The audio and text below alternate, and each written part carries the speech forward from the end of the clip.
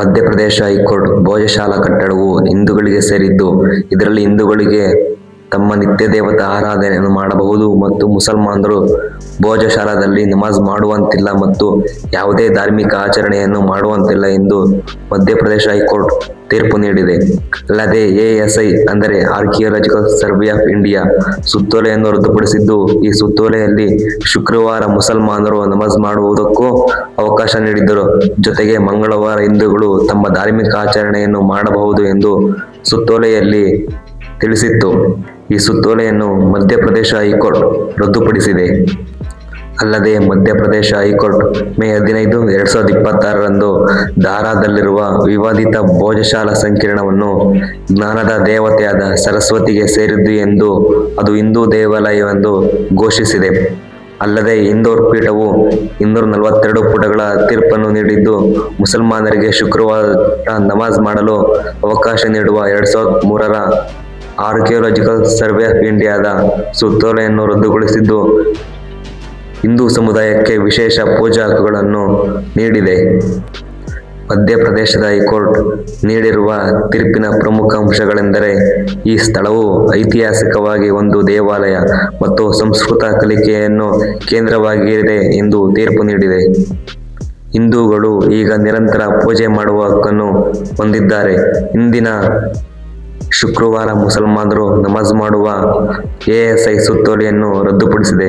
ಇಂದೋರ್ ಪೀಠವು ಸಂಪೂರ್ಣವಾಗಿ ಈ ದೇವಾಲಯವು ಹಿಂದೂಗಳಿಗೆ ಸೇರಿದ್ದು, ಈ ದೇವಾಲಯದಲ್ಲಿ ಹಿಂದೂಗಳು ಪೂಜೆ ಮಾಡಬಹುದು ಎಂದು ತೀರ್ಪನ್ನು ನೀಡಿದೆ. ಅಲ್ಲದೆ ಎಎಸ್ಐನ ವೈಜ್ಞಾನಿಕ ಸಮೀಕ್ಷೆಯ ವರದಿಯನ್ನು ಪರಿಗಣಿಸಿ ನ್ಯಾಯಾಲಯವು ದೇವಾಲಯದ ಅವಶೇಷಗಳನ್ನು ಬಳಸಿಕೊಂಡು ರಚಿಸಿದ 2000ಕ್ಕೂ ಅಧಿಕ ಪುಟಗಳ ವರದಿಯನ್ನು ಪರಿಗಣಿಸಿ ಈ ತೀರ್ಪನ್ನು ನೀಡಿದೆ. ಅಲ್ಲದೆ ನ್ಯಾಯಾಲಯವು ಲಂಡನ್ ವಸ್ತು ಸಂಗ್ರಹಾಲಯದಲ್ಲಿರುವ ಮೂಲ ವಾಗ್ದೇವಿ ವಿಗ್ರಹವನ್ನು ಮರಳಿ ತರುವ ಬಗ್ಗೆ ನ್ಯಾಯಾಲಯವು ಸರ್ಕಾರಕ್ಕೆ ನಿರ್ದೇಶನ ನೀಡಿದೆ. ಅಲ್ಲದೆ ಮಸೀದಿ ನಿರ್ಮಾಣಕ್ಕಾಗಿ ದಾರ್ನಲ್ಲಿರುವ ಪರ್ಯಾಯ ಭೂಮಿಯನ್ನು ನೀಡುವುದು ಸರ್ಕಾರದ ಇಚ್ಛೆಗೆ ಬಿಟ್ಟಿದ್ದು ಎಂದು ತೀರ್ಪನ್ನು ನೀಡಿದೆ. ಅಲ್ಲದೆ ನ್ಯಾಯಾಲಯವು ಸಂಭವನೀಯ ಪ್ರಾಮುಖ್ಯತೆ ಮತ್ತು ವಿಗ್ರಹ ನಾಶವಾದರೂ ದೇವತೆಯ ಕಾನೂನು ವ್ಯಕ್ತಿತ್ವ ಮುಂದುವರಿಯುತ್ತದೆ ಎಂಬ ಕಲ್ಪನೆ ಸೇರಿದಂತೆ 2019ರ ಅಯೋಧ್ಯ ತೀರ್ಪಿನ 10 ತತ್ವಗಳನ್ನು ಹೈಕೋರ್ಟ್ ಸ್ಪಷ್ಟವಾಗಿ ಅನ್ವಯಿಸಿದೆ. 1904ರಿಂದ ಈ ಸ್ಥಳವು ಸಂರಕ್ಷಿತ ಸ್ಮಾರಕವಾಗಿರುವುದರಿಂದ ಇದು ಕಾನೂನುಬದ್ಧ ಸಾಂವಿಧಾನಿಕ ಆದೇಶವಲ್ಲ ಎಂದು ಹೇಳುವ ಮೂಲಕ 1935ರ ಆದೇಶವನ್ನು ವಜಾಗೊಳಿಸಿದೆ. ಮೂಲ ವಿಗ್ರಹವು 11ನೇ ಶತಮಾನದಲ್ಲಿ ನಿರ್ಮಿಸಲಾಗಿದ್ದು, ಈ ವಿಗ್ರಹವು ಅಮೃತಶಿಲೆಯಲ್ಲಿ ನಿರ್ಮಿಸಲಾಗಿದೆ. ಅಲ್ಲದೆ ಪ್ರಸ್ತುತ ಇದು ಬ್ರಿಟಿಷ್ ವಸ್ತು ಸಂಗ್ರಹಾಲಯದಲ್ಲಿ ಇದೆ. ಇದನ್ನು 1034ರಲ್ಲಿ ರಾಜ ಭೋಜ ನಿರ್ಮಿಸಿದ.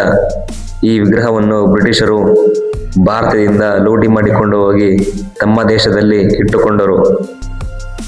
ಅಲ್ಲದೆ ನ್ಯಾಯಾಲಯವು ಭೋಜಶಾಲಾವು ಈಗಾಗಲೇ 1904 ಮತ್ತು 1958ರ ಕಾಯ್ದೆಗಳ ಅಡಿಯಲ್ಲಿ ಸಂರಕ್ಷಿತ ಸ್ಮಾರಕವಾಗಿರುವುದರಿಂದ 1991ರ ಪೂಜಾಸ್ಥಳ ಕಾಯ್ದೆ ಅನ್ವಯಿಸುವುದಿಲ್ಲ ಎಂದು ತೀರ್ಪನ್ನು ನೀಡಿದೆ. ಇನ್ನು ಭೋಜಶಾಲಾ ಮೇಲಿನ ಕಾನೂನು ಹೋರಾಟವನ್ನು ಗಮನಿಸುವುದಾದರೆ 1902ರಿಂದ 2026ರವರೆಗೆ ನಡೆದಿದೆ. ಅಂದರೆ ಬರೋಬ್ಬರಿ 100 ವರ್ಷಕ್ಕೂ ಅಧಿಕವಾಗಿ ಈ ಕಾನೂನು ಹೋರಾಟ ನಡೆದಿದೆ.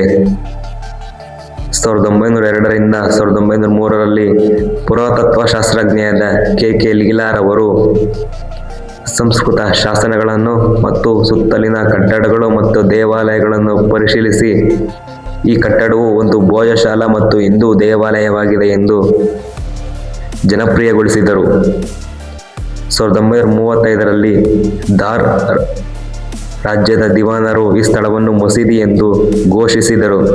1951ರಲ್ಲಿ ಎಎಸ್ಐನ ಈ ಸ್ಥಳವನ್ನು ಸ್ವಾಧೀನಪಡಿಸಿಕೊಂಡು ಅದು ರಾಷ್ಟ್ರೀಯ ಮಹತ್ವದ ಸ್ಮಾರಕ ಎಂದು ಘೋಷಿಸಿತು. 1997ರಲ್ಲಿ ಕೋಮು ಗಲಭೆಯಿಂದ ಈ ಪ್ರದೇಶವನ್ನು ಸರ್ಕಾರವು ನಿರ್ಬಂಧಿಸಿತು. 2003ರಲ್ಲಿ ವಸಂತ ಪಂಚಮಿ ಎಂದು ನಡೆದ ಹಿಂಸಾತ್ಮಕ ಪ್ರತಿಭಟನೆಗಳು ಎಎಸ್ಐ ಮಂಗಳವಾರ ಹಿಂದೂಗಳಿಗೂ ಮತ್ತು ಶುಕ್ರವಾರ ಮುಸಲ್ಮಾನರಿಗೂ ನಮಾಜ್ ಮಾಡಲು ಅವಕಾಶವನ್ನು ನೀಡಿತು. ಪ್ರಸ್ತುತ ಪರಿಸ್ಥಿತಿಯನ್ನು ನೋಡುವುದಾದರೆ ಮುಸ್ಲಿಂ ಮೌಲಾನಾ ಕಮಲುದ್ದೀನ್ ವೆಲ್ಫೇರ್ ಸೊಸೈಟಿಯು ಈ ತೀರ್ಪನ್ನು ಸುಪ್ರೀಂ ಕೋರ್ಟಿನಲ್ಲಿ ಪ್ರಶ್ನಿಸುವುದಾಗಿ ತಿಳಿಸಿದ್ದಾರೆ. ತೀರ್ಪಿನ ನಂತರ ಈ ಕೋಮು ಸಾಮರಸ್ಯವನ್ನು ಕಾಪಾಡಲು ದಾರ್ನಲ್ಲಿ ಬಿಗಿ ಭದ್ರತೆ ಮುಂದುವರೆದಿದೆ. ಇನ್ನು ಹಿಂದೂಗಳು ಈ ತೀರ್ಪನ್ನು ಅದ್ಭುತವಾಗಿ ಆಚರಿಸಿದ್ದು ತಮ್ಮ ಸಂತೋಷವನ್ನು ವ್ಯಕ್ತಪಡಿಸಿದ್ದಾರೆ. ನ್ಯಾಯಾಲಯವು ಪುರಾತತ್ವಶಾಸ್ತ್ರದ ಸಂಶೋಧನೆಗಳನ್ನು ಮತ್ತು ವೈಜ್ಞಾನಿಕ ಆಧಾರಗಳನ್ನು ಪರಿಗಣಿಸಿದೆ. ಅಲ್ಲದೆ ಪಾರಮಾರ ಯುಗದ ದೇವಾಲಯದ ಅವಶೇಷಗಳನ್ನು ಸಹ ಸಾಕ್ಷಿಗಳನ್ನಾಗಿ ಪರಿಗಣಿಸಿದೆ. ಐತಿಹಾಸಿಕವಾಗಿ ಈ ಪಾತ್ರವನ್ನು ನೋಡುವುದಾದರೆ ಸಾಹಿತ್ಯ ಮತ್ತು ಐತಿಹಾಸಿಕ ದಾಖಲೆಗಳು ಈ ಸ್ಥಳವನ್ನು ರಾಜಭೋಜ ಸ್ಥಾಪಿಸಿದ ಎಂದು ತಿಳಿಸುತ್ತವೆ. ಇನ್ನು ASI ಬಳಸಿದ ವೈಜ್ಞಾನಿಕ ವಿಧಾನಗಳನ್ನು ನೋಡುವುದಾದರೆ 75 ಪುರಾತತ್ವಶಾಸ್ತ್ರಜ್ಞರ ತಂಡವು ಈ ವೈಜ್ಞಾನಿಕ ತಂತ್ರವನ್ನು ಬಳಸಿಕೊಂಡು 98 ದಿನಗಳ ಕಾಲ ಸಮೀಕ್ಷೆಯನ್ನು ನಡೆಸಿತು. ಅಲ್ಲದೆ ಇದರಲ್ಲಿ ಪಾಲಿಯೋಗ್ರಾಫಿಕ್ ವಿಧಾನವನ್ನು ಬಳಸಲಾಯಿತು. ಅಲ್ಲದೆ ASI ತಂಡವು 94 ಶಿಲ್ಪಗಳು ಮತ್ತು ವಾಸ್ತುಶಿಲ್ಪದ ತುಣುಕುಗಳನ್ನು ಸಹ ಪರಿಗಣನೆಗೆ ತೆಗೆದುಕೊಂಡಿದೆ. ಅಲ್ಲದೆ ನ್ಯಾಯಾಲಯವು ಕೇಂದ್ರ ಸರ್ಕಾರಕ್ಕೆ ಲಂಡನ್ನಲ್ಲಿರುವ ಸರಸ್ವತಿ ವಿಗ್ರಹವನ್ನು ರಾಜತಾಂತ್ರಿಕ ಮಾರ್ಗಗಳ ಮೂಲಕ ಬಳಸಿ ಭಾರತಕ್ಕೆ ತರುವಂತೆ ಕೇಂದ್ರ ಸರ್ಕಾರಕ್ಕೆ ನಿರ್ದೇಶನ ನೀಡಿದೆ.